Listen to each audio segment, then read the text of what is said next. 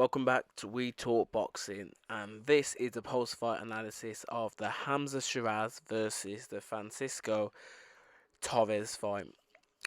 Again, brilliant fight by both boxers. Obviously, before the bout, obviously you got Sheeraz. Obviously, he was Britain's youngest boxer last year. Obviously, he's got a very good record at the moment: 15 wins with no losses and 11 KOs to his name. Whereas his opponent, on the other hand, obviously Torres, obviously 17-3-1 with 5 KOs to his name and only one loss. So again, his record suggests that he's not the biggest of punchers, but he has faced some decent opposition. This was his fifth outing outside of his home nation of Argentina as well, and he's slightly the more experienced boxer, obviously by having a slightly, a few more decent opposition. On his record, such as Benavidez as well, Junior. Obviously, that was a good draw that he got last time out as well, which was a good scalp if you kind of think that he got a draw there. But looking at both boxers in the ring, you can see even at the head to head as well that Shiraz is the bigger boxer. By height wise, and he's very tall. He's like 6 foot, I believe, and his opponent was quite tall as well. I think he's about 5'10", 5'11". Do you know what I mean? So again, he's quite big as a middleweight. Do you know what I mean? But Shiraz obviously had all the advantages in regards to the reach and height. And again, first couple of rounds, you could see that, he had, the advantages as well in power, if you kind of consider as well. But first round was an obvious one, really. Quite cagey by both guys. Not putting too much on the line, not, leaving herself open for, a big shot or anything. So it was fairly even round there. But round two is where things got interesting. Do you know what I mean? Start off with, Shiraz, he literally put down, it was a big punch, it was a big punch which kind of caught his opponent off guard, and obviously he floored his opponent, and then obviously straight away, as soon as Shiraz, dropped his opponent, he kind of put the burners on, he tried to, he went all guns in, he literally tried to get his opponent out of there, and he got caught. He got caught with a nice right hand by Torres, and that obviously shook Shiraz, put him down. He got back up instantly, kind of shook it off and stuff, and got back onto his boxing skills. And what I liked about Shiraz, he kind of, you can see that he's making improvements from, his toughest fight, which was against Bradley Skeet.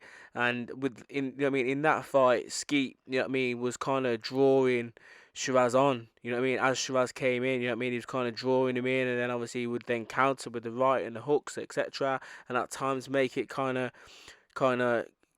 bit messy, for Shiraz, because Shiraz is a long, rangy boxer, and he likes to box at range, obviously working that jab and throwing that right hand. But the Skeet fight was slightly awkward, and that's similar sort of stuff that obviously Torres tried in this fight, he was trying to draw Shiraz in and throw that right hand, and he caught him, put him down, but then, like, literally, I'd probably say there, he was on top for the minute of that round before Shiraz then come back with a second big right, to Torres, and he knocked him down again for the second time. And, this time you can see it had a little bit more of an effect on the Argentinian, like he was feeling that shot. But throughout the rounds, this fight only went the five rounds, but Shiraz was the bigger puncher in that ring, you could tell, and every time he was letting his hands go, boxing at range with that jab and landed with the right, his opponent Torres would feel it and didn't really like it, and you could see that, Shiraz was kind of growing in confidence at times, but same was Torres, he tried to, put his own onslaught onto Shiraz, but again, as I said, Shiraz kind of learnt by not trying to mix it with those type of fighters, and apart from that slip that he had, he kind of stuck to his game plan. It was a good game plan by his coach as well. And in the end, do you know what I mean? It was in the fifth round.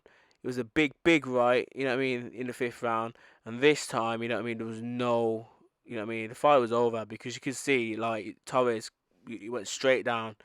and he was down for a while. You know what I mean? He eventually got back up, and you know what I mean. He was all over the place. You know what I mean. His body language wasn't quite good. You could see his eyes were kind of gone slightly. You know what I mean. And in the end, it was up to the referee to stop it, and it was a perfect stoppage, because if the referee would have kind of thought, you know what, I mean, yeah, you know what I mean, the guy's maybe there. You know what I mean. It's a vacant title fight. Let him fight. He would have got hurt. Do you know what I mean? Because obviously, as I says, Shiraz was the bigger puncher in this fight. He proved it throughout all the rounds, and he dropped his man multiple times and only getting caught himself once. So for me, it was an excellent performance. Do you know what I mean? And he's still learning, Shiraz. He's still improving, and I like it because you could see that him and his coach and his team know that is not the finished article at the minute, so they're working on little things. And for me, do you know what I mean? He's a big, big middleweight. Do you know what I mean? 6 foot, long arms. You know what I mean? Power as well. So you know what I mean? There's a future there for him. He is a prospect.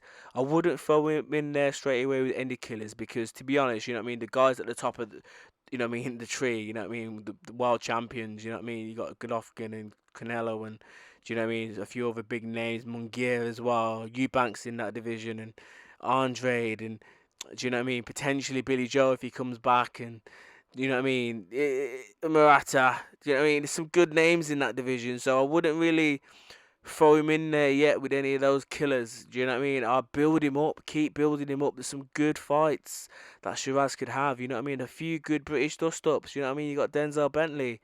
Do you know what I mean? Jim Kelly, who's recently fought and he looked half decent. You know what I mean? In his fight, Felix Cash fight. I like Felix Cash, by the way. I think he's very good. You know what I mean? But they're just a few. You know what I mean? Domestic fights that he could have, and it will draw in the crowds. And Shiraz has already got a big following as it is at the minute. Do you know what I mean? So potentially, if you put him in there, you know what I mean. I think the Bentley one's a very good one. If you could get him the Bentley fight, do you know what I mean? I mean, get it in somewhere maybe like London or somewhere like that. O2. Do you know what I mean? It will improve his you know what I mean, his fan, like, you know, if people will come out to watch him and support him that bit more, and then potentially you could throw him in there with maybe some of the lesser world, you know what I mean, opposition, who ain't like big hitters but are ranked in that top 10. Do you know what I mean? But like I said, they're not the killers.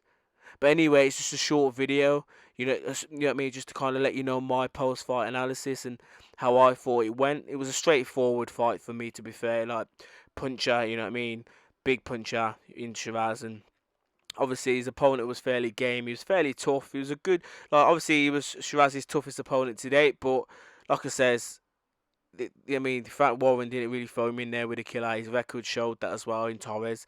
So let me know your thoughts in regards to this fight, how you found it went. Do you agree with me? Do you not agree with me? Do you know what I mean? Like, who would you like to see Shiraz in there with next? Do you know what I mean? Would you like to see him in there with maybe another English opposition in a big British, not a big British class, but a British class? Or would you like to see him in there with maybe a top 15 contender who's not a big hitter but has got a fairly decent ranking? So let me know your thoughts. But anyway, please like, subscribe, comment and share, and help us support and grow on this channel as well. Bless.